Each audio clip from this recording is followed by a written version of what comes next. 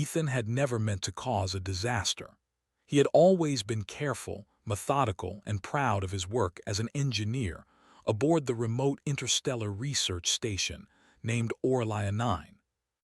The station floated in the edge of the Beta Lyrae system, surrounded by swirling clouds of violet gas and sparkling starfields. It was a place meant for calm research, observation, and study of alien life forms in controlled environments. And yet here he was, staring at the pod containing Lyra, a young Grylorian girl whose body was shimmering in ways he had never seen. The morning had started like any other. Ethan walked into the laboratory, carrying his datapad and a steaming cup of coffee. Lyra was in her observation pod, her pale, luminescent skin glowing softly in the dim light of the lab. She was resting quietly, her tentacle-like hair curling gently around her shoulders, eyes closed. He had always been fascinated by the Grylorians. Unlike humans, their bodies were capable of remarkable adaptation. Their cells could shift in response to environmental changes. Their nervous systems processed information at speeds that would rival a supercomputer, and their communication included both speech and subtle bioluminescent signals. Ethan approached the control panel, his mind still half occupied with the message he had received from Earth. A new mission was being planned, one that would send a team of engineers and scientists to a recently discovered planet that might harbor sentient life. The thought excited him, but it also distracted him. He had to finish his routine checks quickly, hoping that the higher-ups wouldn't notice his brief daydream. As he scanned the panel, he noticed a button he had never used before. It was small, unassuming, and marked with an alien glyph he did not recognize. Normally, he would have ignored it or double-checked with the station AI, but today he acted on impulse. He pressed it. A soft click sounded, almost trivial. But the moment his finger left the button, Lyra's pod began to hum with a strange vibration. Her eyes snapped open, glowing bright white, and she gasped sharply. Her body moved in ways Ethan had never seen before. Her arms stretched and contracted, her legs bent at impossible angles, and her hair floated around her as if caught in a silent storm. "Lyra, are you okay?" Ethan called, but his voice sounded distant to him, almost swallowed by the low hum of the machinery. Lyra blinked rapidly, her skin flickering like a living hologram. She tried to speak, but the sounds that came out were strange, fluctuating between high-pitched tones and deep vibrations. The pod's monitoring systems went wild, flashing red alerts and displaying readings that Ethan did not understand. Panic surged in his chest. He pressed buttons frantically, trying to reverse whatever he had triggered. Nothing worked. Every time he tried to stabilize the pod, Lyra's body reacted differently. She seemed to be struggling but not in pain, at least, not in the way humans understood. Instead, her movements suggested adaptation, learning, and awareness. The station AI, a calm female voice, cut in. "Warning! Grylorian subject exhibiting unregistered physiological activity. Emergency protocols recommended." Ethan swallowed hard. He had studied alien biology for years, but nothing had prepared him for this. He had only pressed one button, one tiny button, and now the entire lab was on the verge of chaos. He remembered the manual stored in his datapad and opened it, scanning for the glyph he had pressed.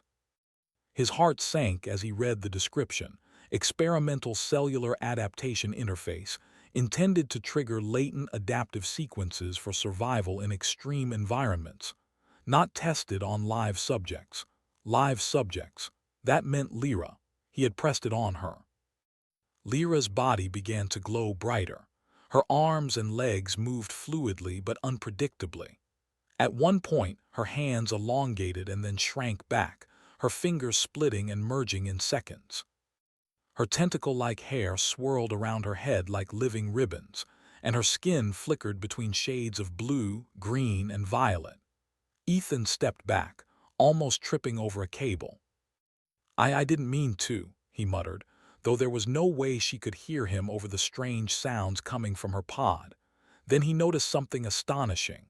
Lyra's eyes, though glowing intensely, were focused on him. She was watching him, understanding him. Her intelligence seemed amplified. Her mind was processing faster than he could comprehend. Ethan realized that, in some way, the button had not harmed her, it had enhanced her. The next few minutes were a blur. Ethan tried every protocol he knew: containment fields, stabilizing injections, even attempting to physically restrain her in the pod. Each effort triggered a new reaction. Lyra's body adapted instantly. Her limbs moved with perfect precision, avoiding any physical restraint. Her glowing skin projected patterns that Ethan assumed were a form of communication. For a brief moment, the lab felt alive, as if the entire station was aware of her transformation. Ethan's hands shook as he watched her. This is incredible, but terrifying. He realized that what had started as a simple mistake might have changed everything, not just for Lyra, but for humans and Grylorians alike. Finally, after what felt like hours but was probably only minutes, Lyra's movements began to slow. Her glowing pattern stabilized, and her voice returned to a form Ethan could understand. "You changed me," she said softly in the common language they shared, her tone a mix of curiosity and caution. Ethan stepped closer, careful not to startle her. "I didn't mean to, I just pressed a button by mistake. I..." "You pressed the wrong button," Lyra finished for him, a small, almost amused smile forming on her lips. "And now I am different." Ethan took a deep breath. "Different how?" Lyra's glowing eyes dimmed slightly. "I can feel everything faster. I can see patterns, anticipate movements. My body, it can change, respond, adapt. I don't think I will ever be the same." Ethan nodded slowly, the weight of responsibility pressing down on him. "We'll figure it out, together. I'll help you control it, learn it, understand it." For the rest of the day, Ethan stayed with Lyra, documenting every change, every reaction, every new ability she displayed. He noticed subtle shifts. Her hands could emit a faint energy field that altered gravity slightly. Her hair could manipulate objects within a small radius, and her eyes could analyze the environment with uncanny precision. Every time he recorded a new observation, he felt both awe and fear. By evening, the lab had become a controlled chaos of glowing lights and hums. Ethan had never worked so hard in his life, but he was learning alongside Lyra. They were a team, bound together by accident, curiosity, and trust. And as he watched her explore the limits of her new abilities, he began to understand something important. Sometimes, mistakes could unlock potential far greater than anyone had imagined. The first night passed slowly. Ethan stayed in a small bunk near the lab, keeping a close eye on Lyra, who had now settled into a calm, glowing state. They communicated quietly, sharing observations, jokes, and tentative theories about what had happened. There was a spark of connection between them, a silent understanding that whatever came next, they would face it together. Outside the station, the stars shone brightly. In the vast emptiness of space, a single wrong button had started a chain of events that neither human nor Grylorian could have predicted. Ethan lay awake, staring at the ceiling, thinking about the future. He knew one thing for certain: Lyra was no longer just an alien subject. She was extraordinary, a being capable of things beyond human comprehension. And he, in his clumsy human way, had unlocked that potential. As the station hummed quietly around them, Ethan realized that the real journey was only beginning. The morning sun filtered through the thick observation windows of Orlia 9, casting long streaks of pale light across the laboratory. Ethan sat at the console, reviewing the overnight data. Every reading from Lyra's pod told the same story. Her body had not only stabilized, but was now functioning with an efficiency that defied human understanding. Her energy levels were higher than ever, her reflexes instantaneous, and her thought patterns far more complex than even the station's most advanced AI. Lyra, meanwhile, stood at the center of the lab, stretching her elongated limbs and testing her abilities. She could lift equipment twice her size effortlessly, her movements fluid and precise. When she walked, her feet barely touched the floor, and her shadow seemed to shimmer with faint pulses of color. Her glowing eyes scanned the room, analyzing, calculating, learning. Ethan approached cautiously. "Morning, Lyra, how are you feeling today?" She turned her head slowly, a small smile forming. "Better than yesterday, stronger, faster. I think I am beginning to understand the changes." Her voice was calm, confident, but there was an edge of excitement that Ethan could feel even without seeing her glowing skin patterns flicker. He swallowed. "We need to figure out what these abilities mean and how to control them. If they keep developing, it could be dangerous." Lyra tilted her head, considering. "Dangerous, yes, for someone unprepared, but for me they are tools, tools to learn, to explore, to survive." You unlocked me, Ethan. I trust you to help me understand this."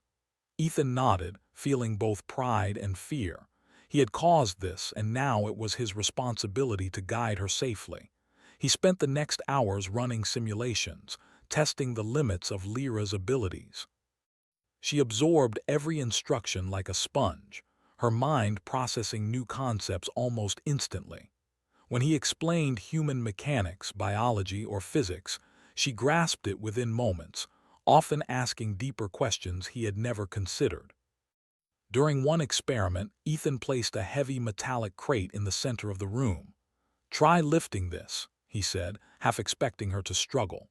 Lyra's glowing hands hovered over the crate.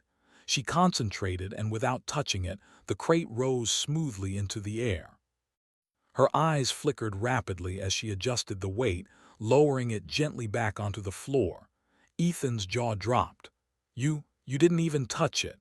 She laughed softly, a musical sound that made Ethan relax despite the strangeness of it all. "I can feel the molecules, the energy, the weight. It is part of me now." The experiments continued through the day, but the real test came unexpectedly. The station's sensors detected a solar flare moving at an unprecedented speed toward Orlaia 9. The automated alarms blared, warning of imminent power failure. The station's shield generators struggled to respond, the hum of machinery rising to a painful pitch. Ethan froze. If the shields fail, the entire station could be destroyed. Every crew member could die. Lyra stepped forward, her glowing form illuminating the lab like a beacon. "I can help," she said simply. Ethan hesitated. "Lyra, this is dangerous. You don't even know the full extent of your abilities yet."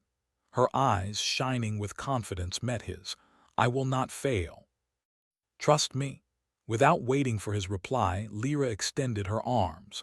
A shimmering energy field formed around the station's core systems, crackling faintly with power. The shields flickered, then stabilized, strengthened by the force Lyra generated. The solar flare hit, sending waves of radiation and electromagnetic pulses toward the station, but Lyra's energy absorbed and redirected them. The lights flickered, alarms continued to blare, but the station remained intact. Ethan watched in awe. You saved us." She smiled faintly. "Yes, but it is only the beginning. There is much to learn, much to master." After the crisis, the station commander, who had initially been furious with Ethan for pressing the wrong button, approached them. His expression was serious, but there was a new respect in his eyes. "Ethan, Lyra, that was extraordinary. I cannot deny what you've accomplished. Lyra, your abilities could change everything for human-alien cooperation. We must train you carefully, control your power, and study it." Lyra nodded. "I understand. I want to help, to learn, to protect." In the following days, Ethan worked closely with Lyra, helping her master her abilities. She could manipulate energy fields, lift enormous weights, and process vast amounts of information instantly. She experimented with her bioluminescence, using it to communicate complex ideas without words. Her movements became more graceful, precise, and controlled. She could adjust her body's density, making her nearly invincible in certain situations. One afternoon, they explored a simulation of zero-gravity combat. Ethan watched as Lyra moved effortlessly, dodging obstacles, lifting herself with invisible forces, and analyzing every move with perfect timing. "You're incredible," Ethan said, almost breathless. "I am learning," Lyra replied. "And I am grateful. You did not try to stop me when I changed. You guided me." Ethan felt a warmth in his chest. "I just want to make sure you're safe, that's all." As days turned into weeks, the rest of the crew began to notice Lyra's extraordinary abilities. She helped repair systems faster than any robot could, assisted in medical treatments by accelerating healing processes, and even prevented minor accidents before they happened. People began to rely on her not just for science but for protection. Yet with all her power came curiosity. Lyra wanted to understand human life beyond the station. She studied their culture, their habits, and their emotions. She asked Ethan questions about friendship, loyalty, and courage, always eager to learn. Ethan realized that in a way, she was becoming more human while remaining fully Grylorian, a bridge between two worlds. One night, the station drifted quietly among the stars. Ethan and Lyra stood at the observation window, looking out into the endless expanse. The violet gases of the nebula swirled and distant stars twinkled like diamonds. "You've changed a lot since that day," Ethan said quietly. "Not just your abilities, but your perspective. You see the universe differently now." Lyra turned to him, her glowing eyes soft. "Yes. And I have you to thank. You pressed the wrong button, yes, but you also stayed. You guided me. You treated me not as an experiment, but as a being. That matters more than anything." Ethan felt a lump in his throat. "I only did what I could. You're extraordinary. I just hope I can help you control it." "You already have," she replied. "And soon I will be able to do things you cannot even imagine, but I will never forget who helped me first." In the following weeks, Ethan continued to train with Lyra. Together, they discovered that her abilities had limits, but even within those limits, she could accomplish what no human or Grylorian could dream of. She could create energy fields strong enough to shield a spacecraft, analyze alien life forms with instantaneous understanding, and anticipate natural disasters before they happened. The station's research goals shifted. Lyra became the centerpiece of a new initiative, human-alien cooperation on a scale never attempted before. Other scientists, engineers, and diplomats visited Orlia 9 to study her abilities and work alongside her. The station, once quiet and routine, became a hub of innovation, protection, and hope for the future. Ethan watched it all with pride, knowing that the accident which had terrified him had become the spark for something extraordinary. He had pressed the wrong button, yes, but it had unlocked a potential that would benefit not only the station but potentially all life across the stars. One evening, as Ethan prepared to leave the lab for the night, Lyra called him over. She had projected a holographic map of nearby star systems, highlighting points of interest, potential threats, and areas for exploration. Her glowing patterns pulsed softly as she explained her ideas, each one more ambitious than the last. "I want to explore them," she said, eyes shining. "I want to learn to protect, to help humans and Grylorians alike, and I want you by my side." Ethan smiled, feeling a sense of awe and responsibility. "Then let's do it, together." As they stood side by side looking out into the stars, Ethan realized something important. One small mistake, a single wrong button, had not just changed Lyra. It had changed him, the station, and perhaps the future of humanity's relationship with alien life. In the vast emptiness of space, among glowing nebulae and distant suns, they were no longer just a human and an alien. They were pioneers, explorers, and friends, and together they would face whatever the universe had in store. The stars stretched endlessly before them, a reminder that even in mistakes there could be greatness.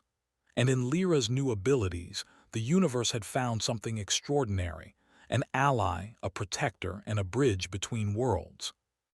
Ethan pressed a hand gently against the console, feeling the hum of energy as Lyra's presence filled the room. He knew that whatever challenges lay ahead, they would meet them together. And for the first time in his life, he felt truly ready for anything. The universe was wide, full of unknowns, but together they had already started to shape it. One wrong button had changed everything, and in that change they had found the extraordinary.